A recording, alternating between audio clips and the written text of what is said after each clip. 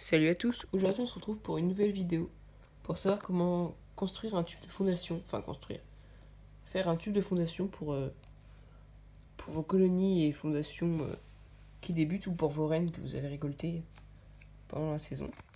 Donc moi pour ma part ça va être pour déplacer mes Camponotus liniperdus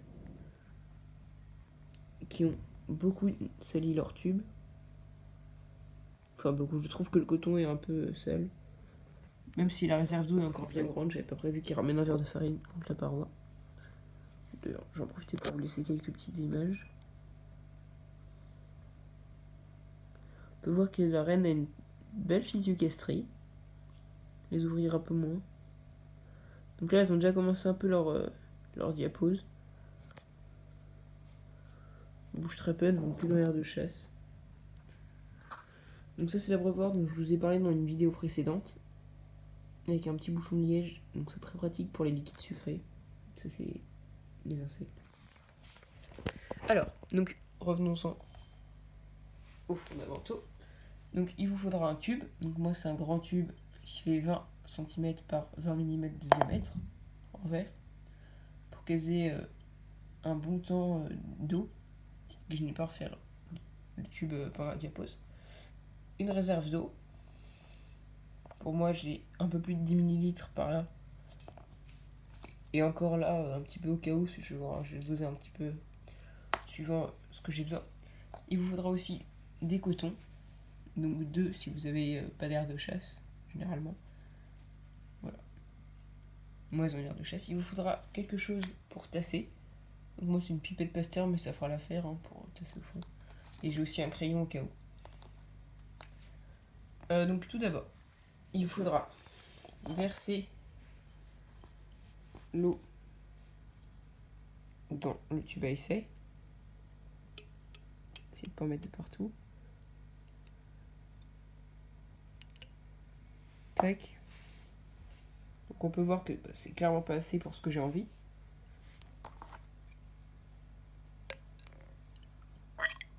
Tac. Donc ça suffira parce que c'est un tube quand même de 20 mm, donc j'ai encore un peu de quoi faire. Puis je pourrais toujours venir remplir peut-être avec d'une pipette et d'une seringue et d'une aiguille. Donc ensuite, une fois qu'on a fait ça, on peut déjà, je vais quand même remettre un petit peu d'eau en fin de compte. Donc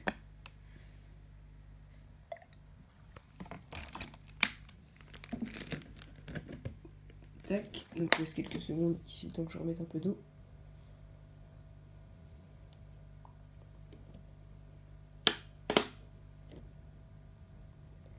Tac, ça c'est dur à une main, je vous avoue. Trop d'eau.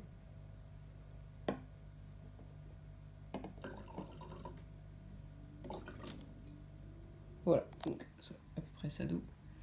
Donc ensuite, il va falloir tasser un coton. Hop, donc on va le tasser et enfoncer comme ça en tassant bien le coton. Tac, donc une fois qu'il est là, il faudra le tasser encore.